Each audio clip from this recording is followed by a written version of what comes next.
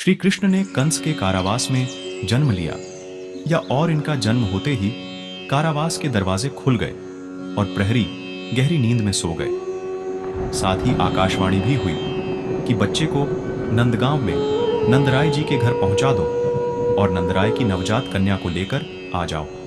यह श्री कृष्ण के महामानव होने का पहला संकेत था।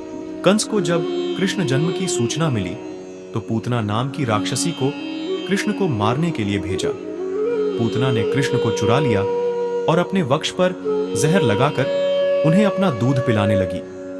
श्री कृष्ण ने पूतना के वक्ष स्थल से उसके प्राण ही खींच लिए और विशालकाय राक्षसी खुद मृत्यु को प्राप्त हो गई। जिन्होंने श्री कृष्ण की इस लीला को देखा वह हैरान था, क्योंकि पूतना ने नंदगांव के सभी नवजात बच्चों को मार डाला था, लेकिन नन्हे कृष्ण ने पूतना को ही यमपुरी पहुंचा दिया। उसी समय से लोगों ने कहना शुरू कर दिया, कृष्ण सामान्य मनुष्य नहीं, कोई महामानव है। कालिया नाग को कंस ने यमुना में भेज दिया। इसके जहर से यमुना का जल काला पड़ गया। इस जल को पीने से पशु पक्षी और लोग मरने लगे। नंदगांव के लोग सोचने लगे कि अब गांव छोड़कर कहीं और बसना पड़ेगा, लेकिन श्री कृष्ण को ऐसा होना मंजूर नहीं था। एक दिन खेल खेल में श्री कृष्ण यमुना नदी में कूद पड़े और पहुंच गए कालिया नाग के सामने। कालिया का वध कृष्ण करने ही वाले थे कि नाग कन्याएं प्राण की रक्षा की प्रार्थना करने लगी। श्री कृष्ण ने कालिया को नंदगांव से दूर जाने के लिए कहकर माफ कर दिया। कालिया ने श्री कृष्ण के सामने सिर झुका दिया और श्री कृष्ण ने कालिया के फन पर खड़े होकर नटराज के रूप में नृत्य करना शुरू कर दिया।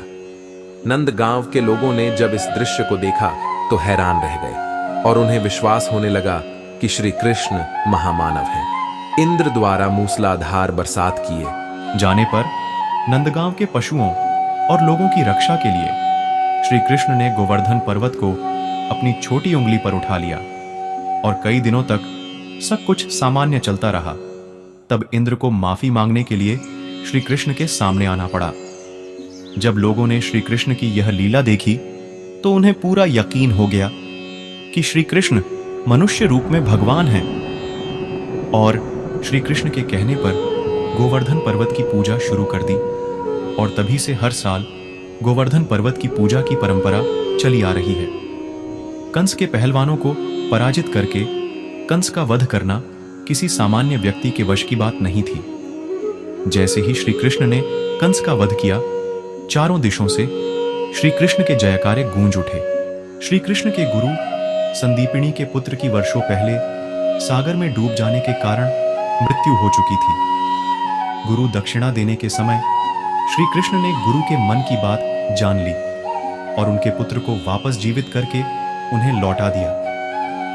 जब गुरु ने अपने पुत्र को जीवित देखा तो उन्हें यकीन हो गया कि श्री कृष्ण मनुष्य देह धारण किए हुए वास्तव में परमात्मा हैं, क्योंकि मरे हुए व्यक्ति को जीवित करना किसी मनुष्य या सामान्य देवता के वश की बात नहीं है। चीरहरण के समय द्रौपदी ने श्री कृष्ण का ध्यान किया था और द्रौपदी की साड़ी इतनी लंबी होती चली गई कि दुशासन थक कर बैठ गया। इस तरह श्री कृष्ण ने द्रौपदी की लाज बचाई। द्रौपदी और श्री कृष्ण की इस लीला से कौरवों की पूरी सभा ने श्री कृष्ण को भगवान रूप में जाना।